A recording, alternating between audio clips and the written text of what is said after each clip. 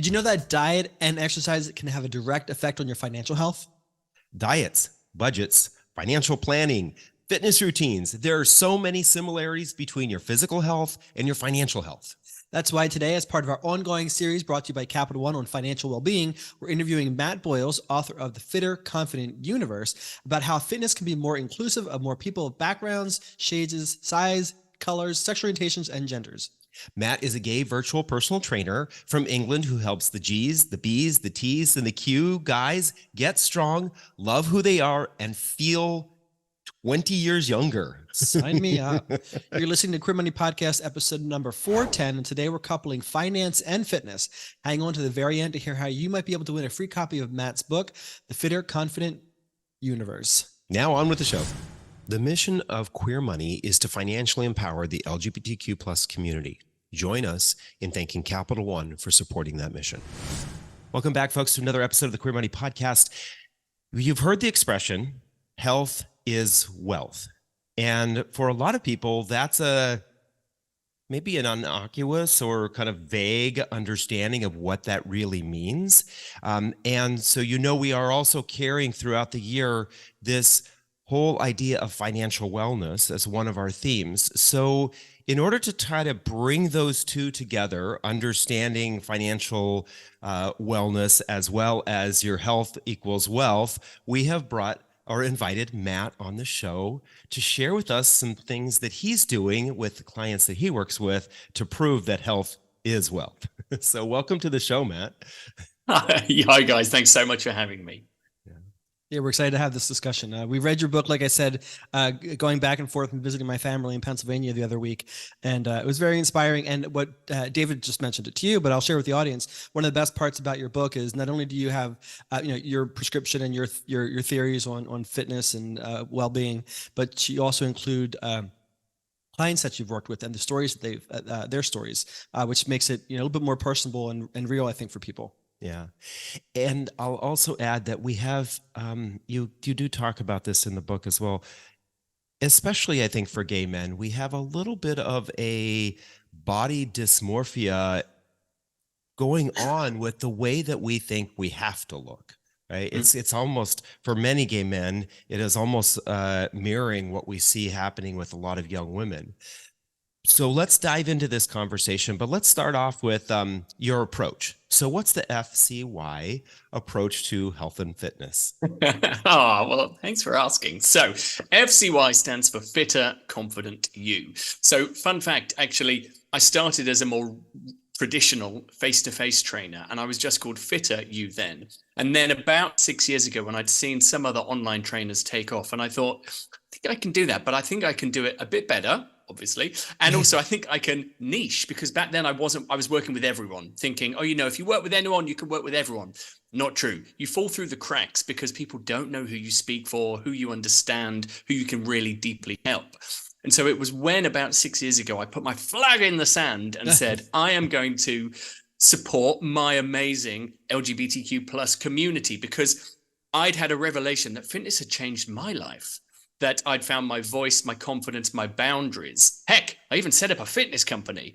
And I realized there were people, us in my shoes, who wanted or were interested in what fitness could do for them, but just didn't know how to get started, and were often put off by the fitness industry or from previous experiences growing up, both of which resonated a lot with me, as you will have come across in the book. So making it Fitter Confident You meant that I could bring other elements into what I do. So mindset work, community, empathy, extra levels of support beyond just cheering people on in the park. And I was a great face-to-face trainer, but I'm a really good online trainer, just because I didn't stay in one prescriptive way of doing fitness. I allowed myself to, I love learning and reading and interacting and listening to amazing podcasts like you guys as well, realizing that I don't have all the answers. So actually, who else can I work with? What outside experts can I bring in to help me, but also to pass that on and to ensure that my clients and the amazing Fitter Confident Youniverse, I should say community, benefits just as much. So yes, Fitter Confident You is about doing fitness a bit differently, making it fun, accessible, inclusive, because I didn't feel included in fitness and sport growing up. And I certainly didn't see it even up to 5 years ago in the fitness industry. It felt like a boys' club that was really serious and exclusive. And I'm not a serious and exclusive kind of guy. I'm all about making it fun and making it, like I said, accessible. And of course, why would I want to be involved with something that when I didn't see myself represented? So this is what I'm reaching out to people in our community and saying, it doesn't have to be done how you think it has to be done. There are so many other ways. And the more you do it on your terms, the more it's going to stick. And that's when the magic happens. And that's kind of what we're here for, a bit of magic. I love that. You're right. When you think about the fitness industry, it is a very binary kind of feeling. There's this hyper masculinity, and then there's kind of on the opposite end of the spectrum, there is a hyper femininity to the way in which you are supposed to work out, and the kinds of instructors or coaches or individuals out there the trainers are out there. And sometimes you feel like I don't identify with either one of those. And I love that's where we have this whole spectrum, right? We need this whole spectrum. And so it's great that you've gone down this path, and the conversations and the things that you talk about in your book are definitely really important to that. In your book, which by the way, folks, is the Fitter Confident Youniverse, which we will be giving away a copy of the book. So make sure you stay tuned to the end of the show to learn how you can get a copy of the book. But in there, you say that you want your clients to start off with baby steps. So when working with you, what does that mean? How is that done?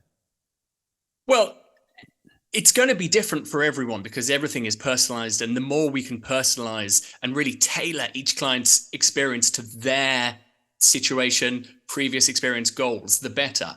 But the reason that I'm such a big fan of baby steps is that you can always do them and they'll always keep you moving forward in some regard, but they're never off-putting.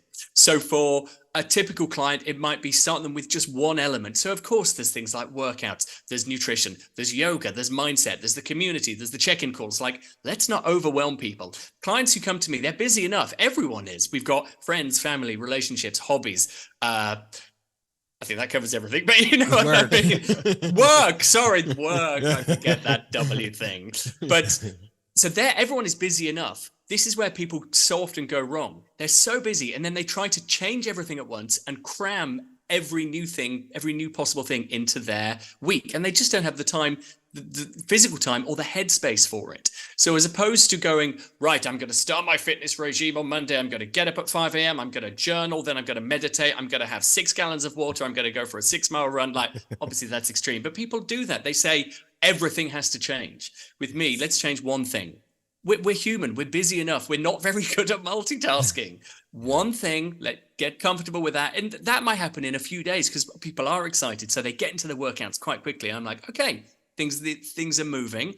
Let's give you a bit of the nutrition coaching and just let that start to bed in. So I always say one of the best things that helps people is breathing space. Like, there isn't a deadline when this has to be perfected by. There's just you doing good stuff for you on your terms. And that's when it works. Exactly. Sounds so peaceful. It's so it can be. Yeah. It's so apparent, right? Especially the first couple of weeks of January when we see people do this, right? It's the hard push. I'm going to get into the gym and I'm going to work out and I'm going to, again, hyper masculine. But then day 2, your whole body is so sore that you can barely sit down on a toilet, especially if you've done a legs day. You're like, oh my word. But you drank 6 gallons of water, so all you can do is sit on the toilet because you have to pee all day. It's a downward spiral. Right. And that's what really causes a lot of people to give up, right? They they push really hard and they give up. And I think that kind of aligns with the way we made changes in our lives for our finances and paying our debt off. We knew that we couldn't go cold turkey and not do anything social. We knew we had to cut down our social spending, but if we went cold turkey, we knew it would last for a week or two and then we would be back out there. We didn't stop buying wine, people. Or doing the happy hours or doing things with friends. We just found a way to do it progressively. So. Yeah. Exactly. And so I never ask any clients to give up any of their favorite foods, even though that's a common myth that people go, oh, well, I can't have pizza or wine or ice cream or go for dinner. Like, There will always be pizza and wine and going for dinner and birthdays and Christmas and vacations and everything. Learn to work with it and roll with your human nature as opposed to fighting it and trying to keep it out of sight, out of mind. It doesn't work. That isn't sustainable. And I'm all about making it a sustainable lifestyle change. That's wonderful. I think so. A great point, transition to make here is that several studies have shown since the pandemic that a lot of people simply feel stuck, and they've tried several times to recharge and get back to normal if that's a goal of theirs, or get something back to something a little bit more productive, or that looks a little bit like it used to in the days of yore. What are your tips for helping people get out of being stuck, especially if it seems like it's a relatively new phenomenon for them that's just in the last 2 or 3 years? Yeah, good question as well. And you're right, this is affecting so many people. I really think the number one thing that helps people is other people. We're a sociable species. We are designed to be around and be inspired and supported and motivated by each other. But so many people, especially in fitness, have this weird twisted belief that they have to go it alone or prove they can do it by themselves. And that's probably in finance as well. Prove I can get out of debt myself. No, it's okay to ask for help. So I've been building this big community and I'm so proud of it because it's built on support, encouragement, motivation. It's nothing to do with, I say community, it's a Facebook group, but it's not like topless selfies aren't allowed, even though it's gay, bi, trans, queer guys. And well, when I first started it, I didn't have that rule in place. And it wasn't, when people were posting that, I realized it wasn't as welcoming as it could be. So this is a community where appearance isn't even on the list. Appearance and how you look isn't even considered. It's about who you are, what you do, and how you help others, and also what the support you can get from it too. But that goes back to how people get unstuck or out of a rut. Drag a friend to the gym, like set up a group at work of people who are in the same situation who want to do something. Find an online group, reach out to a trainer. It's okay to ask for help. And I know as well, specifically about lockdown and the pandemic, it did make all of us, I think, more insular. Like we found it harder to reach out, harder to ask for help, but we're all in the same boat. And actually people like helping other people. So being able to be there for other people is just as inspiring for your own journey. So being open to helping people and also being open to reaching out and saying, hey, I'm struggling, like maybe we could do this together. It's just a lovely way. And once you've got either friend, online group, colleague, hobby, a husband, any of the above, then use baby steps. And actually, you know, there's a step in between that. Come up with a really simple plan. It doesn't need to be an 8-page pivot table Excel spreadsheet that cross references to subsection 6.D2. Are you a fan? I'm nudging for folks who are listening and not watching. I'm nudging John right now because we have had this discussion several times over the last couple of years of when we kick our routine back into gear, we're going to go to the gym 6 days a week. We're going to do yoga several days a week. We're going to try to train for a half marathon. And so I'm hearing you loud and clear, and I'm hoping that my husband is too. I get what you're both saying, and I totally buy into what Matt's saying. I totally buy into that. And I think you're 100% right. People do this with finance as much as they do it with fitness. But one of the problems that David and I have, and maybe this is something you've experienced, is that we can stay in that baby step mode well beyond its expiry date, right? So we've plateaued. We're not improving, seeing the progress that we would like to see. And when it's time to ramp up, we never actually ramp up. And before we ramp up, we typically fall off the wagon, and then it's a downward spiral, and then we have to start all up again. So that question really was for David and me. How the hell do we stop being so damn stuck? Can I give you another tip as well? This is very personal. Yeah. That's why you're here. Okay, great. This isn't much about our audience as it is about us, right? One of the things we love about our podcast is we get to learn. We learn so much because of all the people that we are able to connect with. So we're learning from you on this. Please teach. Amazing. So you said a word beginning with W that I have an issue. Well, not an issue with. I just don't think it's relevant. So you said it, and everyone says it. Oh, I fell off the wagon. Or I'm on holiday, going on holiday in 4 weeks. I've got to get on the wagon. What is this mythical wagon? Like, personally, I'm going to blow your mind. I don't think there is a wagon. I think there's you, doing good stuff for you when you can. Sometimes we can do more and sometimes a little bit less. Sometimes we're even pausing, but it never stops. And as soon as you pick it up again, this is a common misconception as well. Like you just said as well, John, oh, it stopped. Oh, we've fallen off. We have to go right back to the start. No, just pick it up again. Baby steps, yes. And it will all start working again, because anything good you do for yourself is something good you've done for yourself. And sometimes that is when reaching out to a professional can help, because they can see, okay, well, you got to here before, let's tweak it and give you this and make it more interesting, variety and fun, and then you'll be more likely to be able to keep it going. Or at least if things slow down and you're super busy again, remove any guilt or shame so you don't feel when you're pausing, and you just get those wheels turning when you can. Yeah. So I guess what I'm hearing from you is we talk about our money stories a lot on this podcast, the narrative that we all have in our head about finance and what we're worth and all that garbage. But it sounds like there's a fitness story that a lot of us have in our heads, right? Especially I would argue for gay men and probably for straight women, there is this ideal archetype of what we're all supposed to look like, right? We should all look like Cristiano Ronaldo. Yep. My husband does. Oh my God. Or we're failing, right? It's because unless we have the God bod, right, then we're not worthy in our community. And I think women and probably other demographics have the same challenge too. Unless we're young and beautiful, we're suddenly worthless. And so I think that's sort of what a lot of people peg their fitness to, is that I've got to look a certain way so that I can be accepted and down the road eventually loved. Absolutely, and I hear this day in, day out as well. So this is also why you might have seen, but in my marketing and content and everything I put out there, I never talk about appearance as a reason to start doing some fitness, because it becomes so obsessive. It's not for everyone, but for a lot of people. And it's one of the slowest things to change. That's the thing. So I'm always about encouraging people to take a step back and see all the other amazing ways they're benefiting. Because when people go tunnel vision on, oh, why don't I have a six-pack yet? Or, oh, the scales as well. Like, oh, the numbers are so slow. Oh, they're fluctuating. It just puts people off, and it makes it seem like a chore, makes it seem like something that they have to do. And why would you stick at something that was like, and well, the other thing is they're doing it to fit in. They're doing it to conform or be accepted. And again, all of these are really negative, unpleasant reasons to stick at something. You just wouldn't. So people might begrudgingly do it. They might last 6 months, a year, but it isn't going to be a lifetime of happy, joyous, uplifting fitness with all the trillions of benefits that actually come, like sleeping better, higher sex drive, better skin, running faster, making friends, getting me time in your head away from work because you finally enjoy exercise. Like, I could list 1,000 of those, and none of them. All I to heard do was with better appearance. sex anyway, so it doesn't matter. There you go, tick.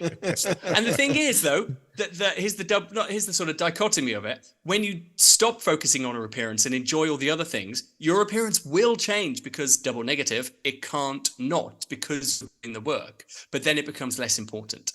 And the other thing I always say is, and this is controversial, I think your body is the least interesting thing about you. There, I said it. Because we've all got one, and they all essentially can do the same thing. It's what you have in here and up here, and what you do and who you are. That's what makes you an amazing, beautiful, interesting person. Not that you've got a body. Yeah. Everyone's got one. Exactly. It is kind of similar to money, in that a lot of times we ask the question, how much will be enough? Right. Yep. And people push and push and push and push. You get to 1 million. Now you want 2 million, then you want 10 million, then you want 100 million. Right. And we've seen this happen with the people over in the money spectrum. But then the same thing can happen with your body, right? You get to this, if you're just focusing on the outward appearance, you get to a certain level, and then you pivot to looking at somebody who looks just a little bit better and say, well, then I'm going to chase towards that. And then you get to that, and then you pivot, and now you're chasing after this person. And to be honest, maybe that's why we sometimes see some of these rather, I don't necessarily want to use the word grotesque, but just abnormal looking bodies, because they have pushed themselves to a point where they can't please themselves with the way that they are working out with fitness or plastic surgery or any of those kinds of ways of modifying the way we look. Yeah, body dysmorphia is real, and it is a serious thing, a serious condition that affects a lot of people. And But and it does exactly link to what you're saying in terms of money. And the other part of that as well, I guess, is spending as well to prove to fit in as well. So that's obviously a big reason why people 100%. get into debt. And this is all like a muddy pit of trying to prove yourself to the outside world. Whereas the more you can bring it into you to get your own approval, the happier you are. And the more you don't need to spend to impress other people, you don't need to work out to impress other people. You do it for you because it feels good. And that, quite frankly, that's enough. Tired of all the credit card offers you get from your current credit scoring app? Download CreditWise by Capital One today to avoid them. Yeah. I guess one of our questions was going to be, what do you mean by using a kinder way to motivate yourself? But I think I'm hearing it in the way you're talking. Yeah, like I don't.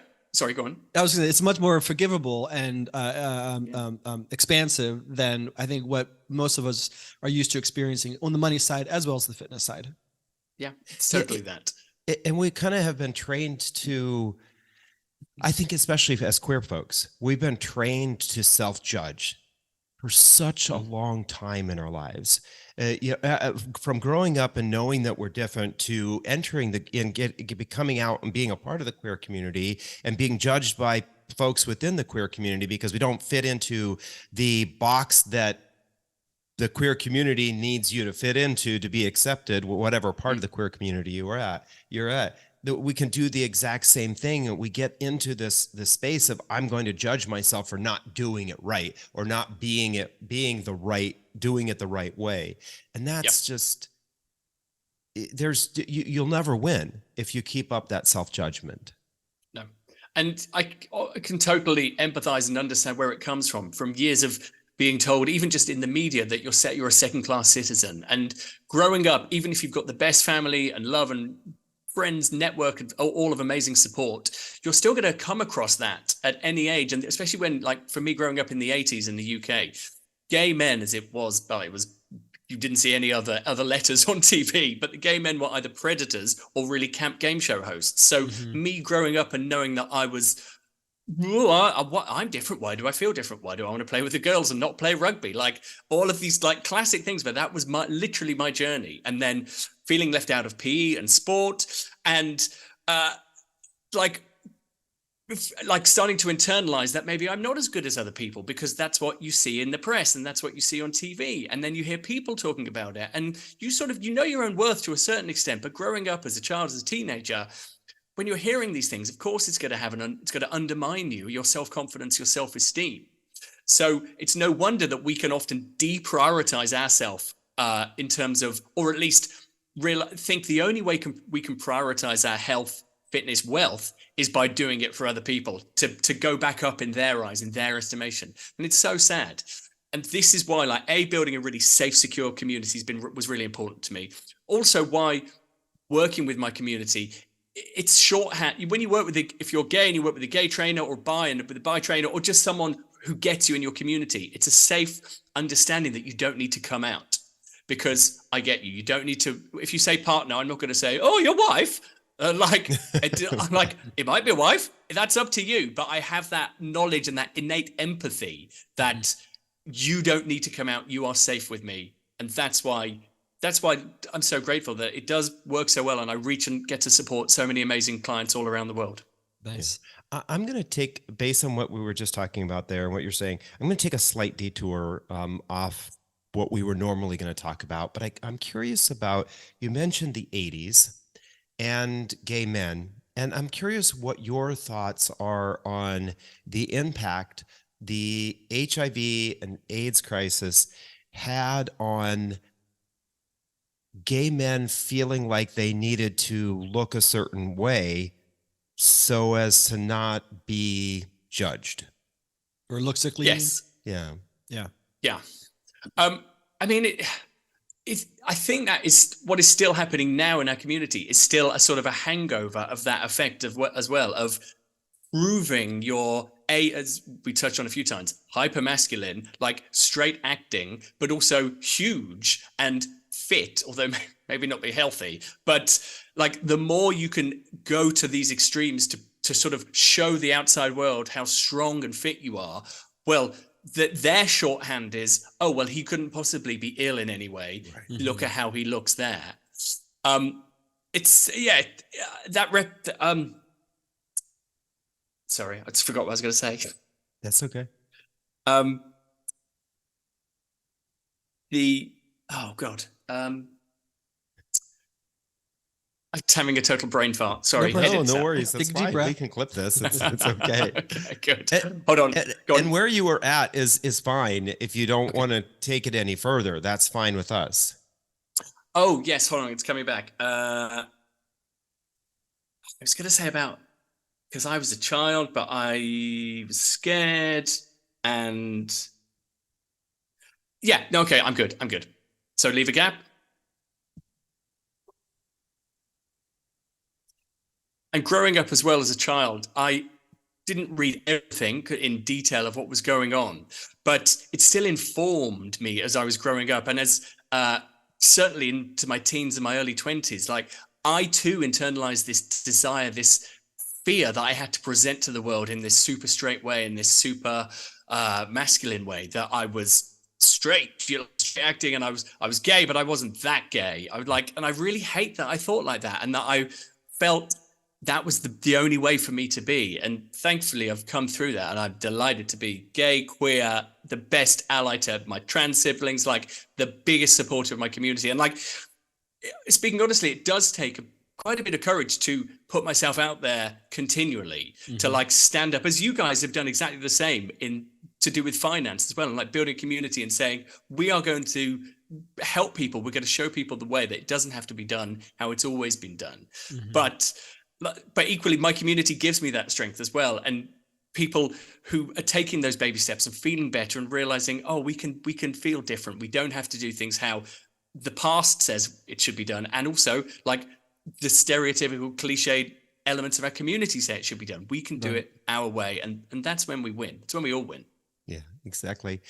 What we're talking about here, and I think a couple of the things that we've talked about leading up to this have been around the way we think. And it's clear that a lot of us have limiting beliefs, and limiting beliefs are oftentimes the motivator in the things that we do in our lives that actually end up harming or hurting us, or maybe taking us into in a direction that we know doesn't align with our values. One of the things you mentioned in your book around limiting beliefs has to do with this whole idea of, well, I'm just getting older, and so my metabolism is slowing down. For guys who are in your 40s and 50s, I think this is a very common thing, right? Like, okay, it's time for me to turn into the bear. Not that I'm judging bears. Love a bear. But, right. But I think that we kind of come up with this idea of, well, this is the point in my life where it's okay for me to give up because I have to work 2, 5, 10 times harder because my metabolism is different. And you kind of say that's a bunch of bullshit. I do. So the metabolism thing as well. I've had clients come to me in their 20s and go, oh, I'm 26 now. My metabolism, it's not what it was. I'm like, 26 again. Seriously. I wish. Take a seat, Barbara. But it's not their fault. This has been pervasively deployed, this myth. But the thing is as well, people like it because it gives them an excuse. And I always feel really mean saying that. But like, it's easier if it's out of our control. And I used to buy into this as well about genetics. Oh, well, I'm naturally skinny, so I'll never put on muscle. That isn't true. You can do anything with your body you want. The more you just take it, like I said, slowly and get into a routine you enjoy. And over time, anything you want will happen. But about metabolism. So yes, your metabolism slows down about 3 times. Once when you're the sort of baby to toddlerhood, because like when you're baby, that's the biggest, like most intense amount of growing you ever do. And then from about 18, 19, 20, when you really stop height growing and you become an adult, and then in your 70s or so, yes, there's a steady decline from 20 to 70, but it's not like dropping off a cliff. Like people go, well, I'm 40 now, time to wear just beige and never lift a weight again. So people do that because society tells them that's what older people do. the more you get older, the more you just slow down, you stop. But I've got clients in their 60s putting two fingers up at that and saying, I'm the strongest and fittest I've ever been, and I'm loving life because I'm future-proofing myself every day more and more and more. Like, we only slow down because we're told that that's what we should do. I say F that. Yeah. I'm Stop staring at me, David. I'm giving John the side eye because, John and I have been together for 20 years he's giving now. me judgment is what he's giving me. It's not side eye. He's being a little bitch. No, I'm just reminding you of something that you said. Was we used to remind me when we were quite a bit younger that when he reaches 50, he's just going to give up. I'm done. I'm tired. Tired of working out. And how old are you, John? I actually started a little bit earlier than 50. How old are you going to be this year, John? I'm going to be 50. You wear it well. Thanks. Yeah.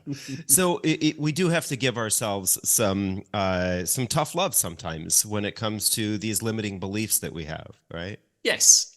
And that isn't to say workouts and approaches don't need to be adapted somewhat as we get older. Like, it'd be ridiculous for me to give a brand new 68-year-old client the same as I gave the 38-year-old client. But they can be lifting weights. They can be working out regularly and getting the same benefits, just in a slightly different, say, tailored, modified approach. So, no, aging, I also say, yes, we get older, but we don't have to get old. And I think that's a big, important mindset shift that we can hold on to there. Yeah, I think especially for the LGBT community, right? We are somewhat youth obsessed. When it comes to who we put up on pedestals, who we give accolades to in the community, and who we want on the cover of our magazines, and who we want as the pictures on our websites, we can become youth obsessed. But let's take this LGBT community step a little further, because we kind of highlighted at the very beginning.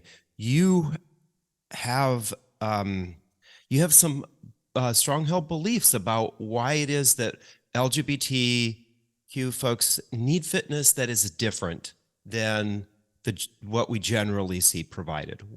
Let's talk about that.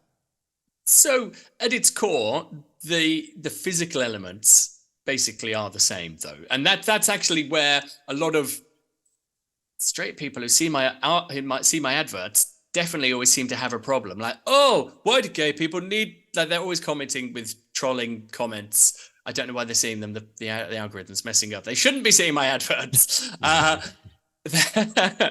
Saying things like, oh, gay people don't need different workouts. What's wrong with, like, anyway, that's a whole viper's nest that I don't even look at, because don't read the comments on adverts. You'll just be depressed. Yes.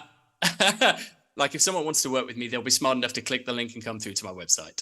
But it comes down to those other supporting elements I mentioned. So allowing people the space, the breathing space, the flexibility, the grace to do it on their terms, to feel that they could work out at home, which may not have even been considered as an option before, because gyms, as we know, can feel like hyper-masculinized spaces rife with homophobia, biphobia, transphobia, misogyny. So, of course, why would someone, especially someone newly starting their fitness journey, why would someone feel comfortable there? Answer, they don't have to.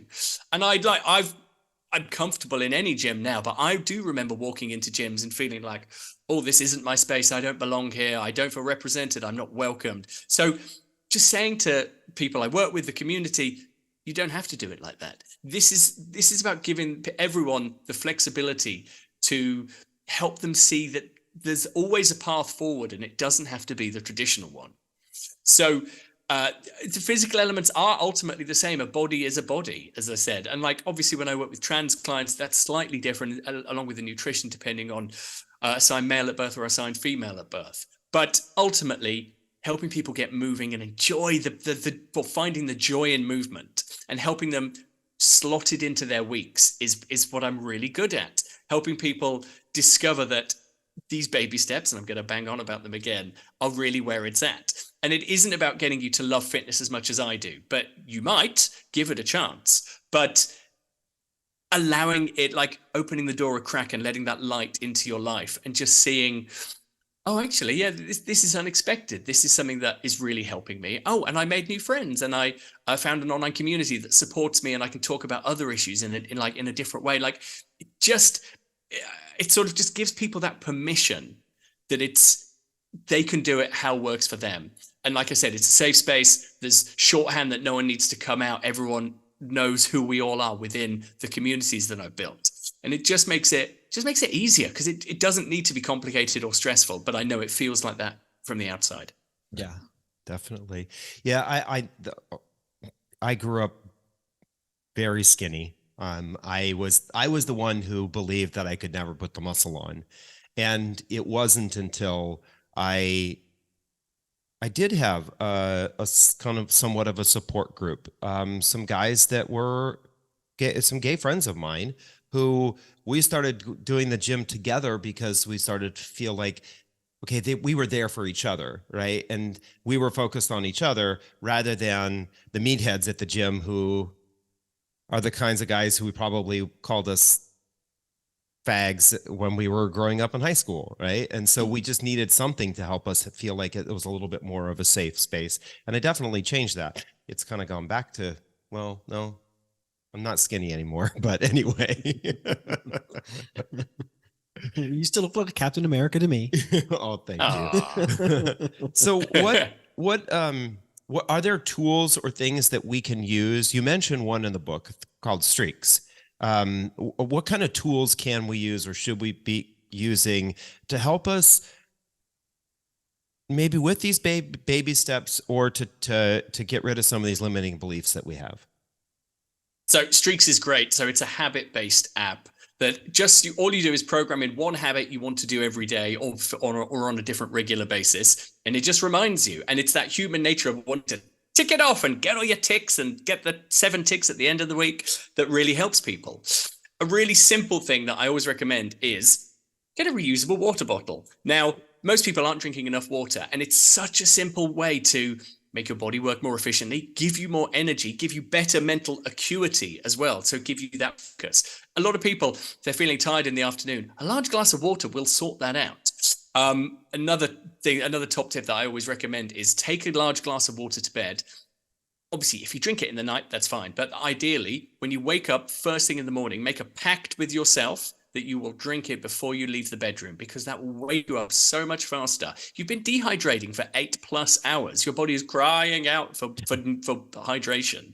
Give it some and you will honestly wake up and be zingier quicker. So it's a simple thing like that. And if people are struggling to drink a bit more water, my favorite tip of all is I haven't got any actually here because say if your water bottle is 500 mils, put 5 rubber bands on it, and every time you finish it, move one to the top, and the goal is to get all 5 to the top, and then you've drunk 2.5 liters.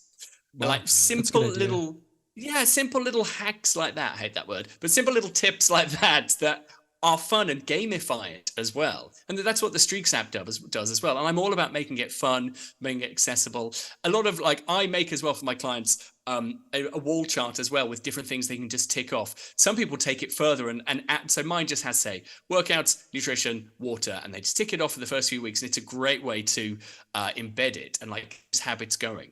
Some clients take it further and make their own and tick off going to do my daily push-ups, going to go for my walk, and that's great. If that works for you, lean into that. Right, Be a spreadsheet ticker. Or I've got a big whiteboard up here where I plan my week, but I also have all the other things that are, say, new habits I'm trying to get ingrained. And again, actually, this is really important. Visual cues. My whiteboard is literally there. Whatever I put an eyeline, I see all day, every day. It can't not go in. So that's really powerful. And actually another one as well, my final top tip. If you're trying to get something like daily push-ups, daily squats going, it's such a good thing. Only 15 or 20 a day. You'll be surprised at how much of a difference that can make. But you're struggling to remember or get them done. Get a Post-it note and write push-ups or squats or both on it and put it in your sock drawer. You're going to open your sock drawer every single morning. And when you see that Post-it note, okay, I'll just do my 15 push-ups, then I'll put my socks on. Habit stack those habits, and it will become ingrained quicker. I love that. That's true. Yeah. I was going to say, don't put it in the underwear drawer because sometimes we don't wear underwear. Not everyone wears underwear every single day. So one of the things that I loved in your book, and this kind of goes back to this idea of health equals wealth. You shared a story of one of your clients who was, I guess, maybe the typical overachiever, working super hard, trying to prove to everybody that he was doing everything right, and in that process was actually doing a disservice to his body. So how is it that the way we take care of our bodies has an impact on our finances? And maybe tell us a little bit more about the story of the person that you worked with who ended up leaving this high pressure job and reinventing his life. It's kind of what we touched on earlier, that it's all intertwined. And I think it comes down to trying to prove yourself. Like staying in a high pressure job that's almost killing you, but is well paid, and there's the status of that as well. Got to prove that you're this guy who can hold down this job, and you can go out every night, and you can do all these things, and like everything of that. And in his situation as well, so much of it was built around looking for respect, permission from other people as well. I have to be that guy. I have to maintain that role. There's no other way to do it. This is the only way. And obviously he was heading to burnout, as so many people are, because they can't see any other way. They're trapped on either the hamster wheel, or they've got the head in the sand about, this is the only thing I can do. I can't possibly consider another way forward. And sadly, sometimes it does take people to reach burnout or rock bottom, or whatever you want to say. Hopefully the book will inspire people to show that like anything you can do is going to just help you start with a 1 degree difference of what you're doing at the moment, to help you see doesn't need to be done that way. You don't need to prove anything to anyone. I guess ultimately yourself, but beyond that, there's no one to prove anything to, because people will they'll lose 20 years working and they'll wake up at 60 and go, what did I just do? I could have been having fun. I could have been on a beach in Rio. What? Right. Why was I working in finance? Like these things. Sorry, that wasn't a dogging on finance, but you know what? That's traditionally an industry where people are pushed to the limits, but they stay because of the status and the wages. Yeah. Right. I used to work in marketing, and so I did all right, and I wasn't like a super high powered VP or whatever, but by me doing what I do now, it showed that there is always another route to finding something that lights you up. And like I said, it's not for everyone to start fitness companies, but please go for it. I love seeing people help other people, but you don't need to be trapped in corporate if that is bringing you down. And some people do thrive on it, and that's cool. Like, find what lifts you up, find what lights you up. And as you can, complement that with a bit of fitness, because I promise it's only going to help you. And that is another thing that he was struggling with. He believed taking time for himself other than work and a few other things was selfish. When the opposite is true. It's crucial. The stronger, fitter, healthier, happier, more confident you are, the stronger, fitter, healthier, happier, more confident you're going to be for everyone else in your life. You'll be able to show up for your life, show up in their lives more. Be there for them when they need you more. Be a better boss, employee, manager, brother, lover, father, son, all of the above. That's what taking just these baby steps to finding what works for you. And it might be 10 minutes 3 times a week is all you can possibly carve out at first. And that's cool, but you've done it. And then you'll start to see that, oh, maybe I could do 15 minutes. Oh, maybe I could do 10 minutes 4 times a week. Like, let it evolve organically. But give yourself that grace, give yourself that chance, because it will only pay you back. Yeah, I think we talk about the analogy of making sure that your cup is full before you start giving out to others. I think you're applying this to our level of fitness. Unless we're taking care of ourselves in our level of fitness, we don't have the energy, the mental acuity, the space, the patience, all that to sort of really be able to serve, whether that's other people, the corporation we're working for, helping our boss or our company, whatever the case may be. You've got to take care of yourself. Otherwise, everything else is going to be, you're going to be giving 50% at most. Absolutely.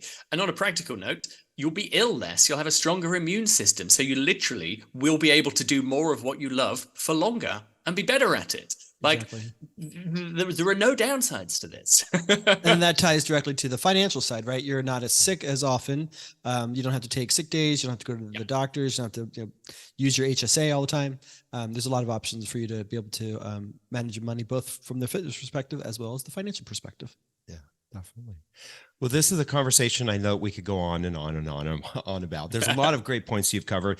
And a great book. There's even more in your Thank book. you. And so definitely, folks, stick around. We'll talk about how you could possibly get a copy of the book. But Matt, how can folks in our community connect with you if they want to take their fitness journey to a different level than where it's at right now?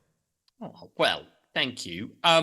If you head to fitteryou.net, that's my main website, sort of brand website, with all the info about me and clients and how it works and different options, different plans. Just you can get a fuller, I was going to say taste. No, not a taste of what I do. I guess it is. You can have a what?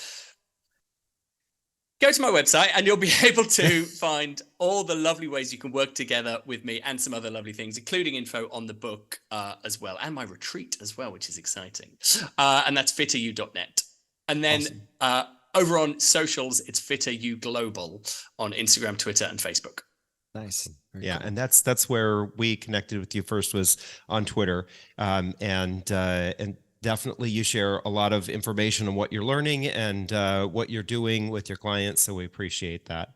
So folks, go ahead and check out Matt's website. Thank you for joining us today, Matt. Thank you so much. It's been brilliant. I'm really grateful for the opportunity. Start your journey to financial independence with a checking and savings account that doesn't nickel and dime you with fees. Get a Capital One 360 checking or a 360 performance savings account at Capital One today. Thank you, Matt, for an informative interview. We love your baby steps. We're going to try to put them into place ourselves. Thank you, our listeners and viewers, for joining us for another episode. Here's your Queer Money takeaway. Get Matt's book, The Fitter Confident Youniverse. For a chance to win a copy of his book, you know what you got to do. You got to be on our email list. Do it already. You can do so in the show notes of your podcast player or the description in this YouTube video. Then join us this Thursday when we talk about the most affordable LGBTQ plus friendly city to live in, Oklahoma. And then next Tuesday when we talk about why you don't actually need a budget with personal finance author and writer Dana Miranda. Thank you. Oklahoma. And have a great week.